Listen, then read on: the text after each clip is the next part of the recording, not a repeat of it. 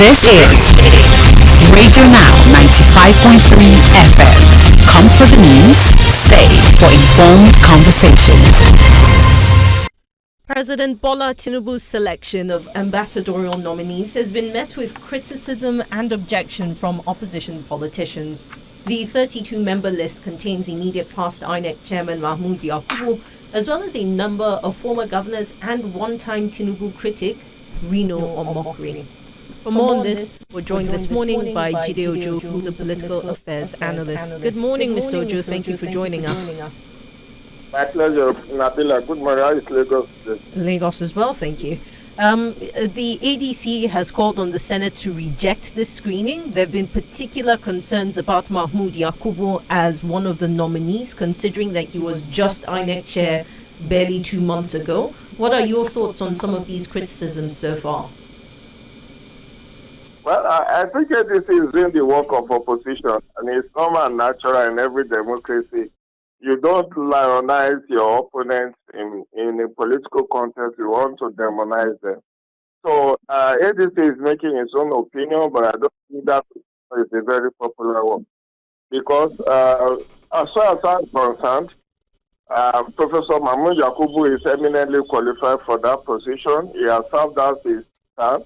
Is the longest serving INEC chairman, conducted 2 elections that were concluded on the first ballot, brought a lot of innovations into the electoral management, but he was even at one point the chairman of ECONEC, that's ECOWAS National Electoral Commission. So he was formerly the executive secretary of Headfund. It was a first-class brain. Well, Mr. Ojo, if I may, these things, right, particularly what he did as INEC chair, are the exact reasons why concerns have been raised, that he oversaw the election that brought this administration into office. And so how essentially does this administration convince people that as INEC chair he was independent and not pressured by the administration to declare? Nabila, I've been in the scene, I've been a consultant, I've been an election test for over 20 years. I know the way politicians play their tricks. The same Tinubu administration appointed former INEC chairman Atairu Jega, into a committee that eventually led to the establishment of Ministry of Livestock Development. If you are saying that because it was Mahmoud Yakubu's administration that gave birth to Tinubu administration, in as much as there is no conflict of interest that can be established under law, I'm not talking of public opinion. What they are offering is opinion, which is free. Facts are sacred.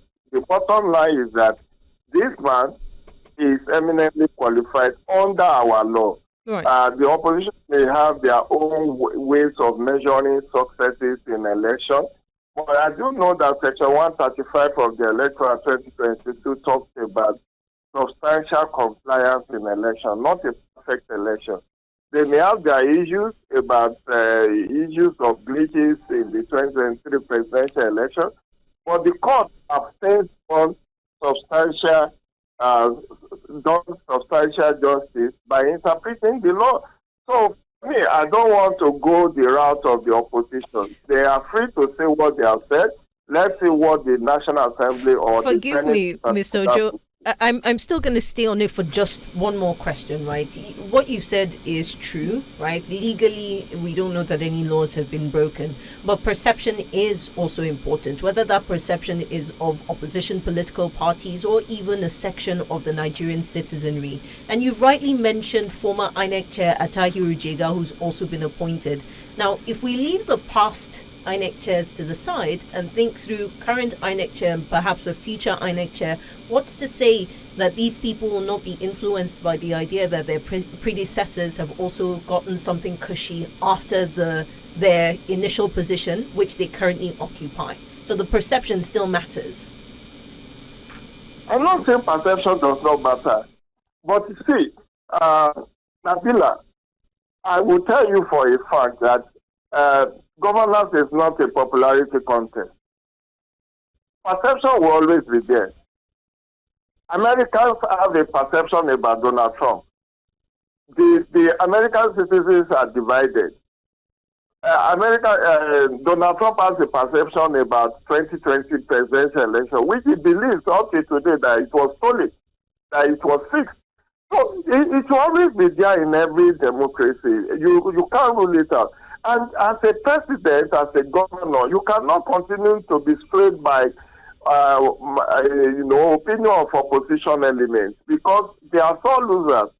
There is nobody who has lost election in Nigeria that will lionize that, or how many of them will congratulate the winner and say, I lost gallantly. Even somebody who cannot win a world election will contest for governorship, will lose and say, oh, he was rigged down. These are the antics of politicians, and I don't think we should be fixing them. More so, for me, the discussion around this ambassadorial nominee should be about those who are answering corruption charges, who have found their names on the list.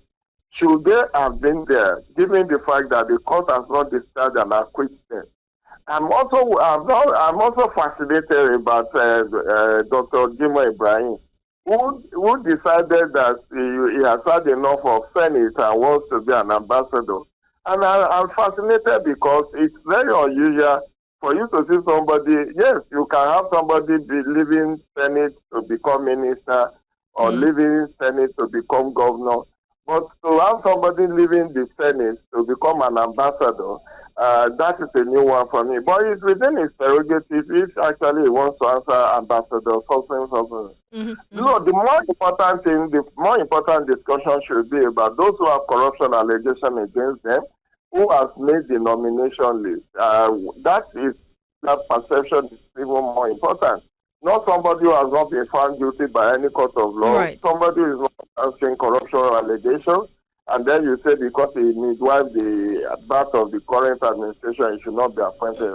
And you're right about this, right? So you've got former governors Ikpeazu and Ugwuanyi on that list. What does this say about the Tinubu administration and their commitment to upholding the rule of law? Again, it tells you the story about politicians everywhere. That after winning election, they want to come. In fact, most of the people on that ambassadorial list were compensatory. I would say that ambassadorial list is a compensatory list, because you have less of career ambassadors, about 15 out of 35.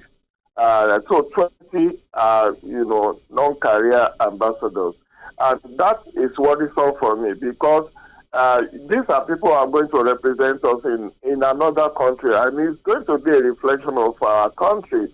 And these countries, wherever they get posted, they will request for information about the ambassador from this country, from their high commissioner or ambassador in Nigeria, to say what manner of person is this person who has been posted to come and be ambassador of Nigeria in our country. And once they supply the dossier on this person, and they found out that this person is answering corruption charges, they will not take that kind of person very seriously. But Tinubu has used this list majorly to compensate those who worked for him in the last election. Remember, like Okeze Ikpeazu was one of the G5 governors who worked against Atiku Abubakar, and they are being compensated for their antipathy in 2023. So it's one of those things that worries me about the way we play politics in Africa, where people will lose the election, and the next thing you find a way to accommodate them, compensate them, because you want to make them to continue to be relevant in the political scenario. All right. Mr. Ojo, thank you very much for your time on this conversation. Jide Ojo is a political affairs analyst who joined us this morning to speak on the president's nomination of ambassadors. The list of nominees has been submitted to the Senate for its screening. That list, of course, has been criticized by opposition parties, particularly the People's Democratic Party. It contains former INEC chairman Mahmoud Yakubu, as well as a number of former governors and one-time Tinubu critic Reno Omokri. We urge you to stay tuned to your Beyond the News station. The conversations continue shortly. You're listening to Now Breakfast. Connect with us now via our social media channels. Facebook.com. This is Radio Now 95.3 FM. Come for the news, stay for informed conversations.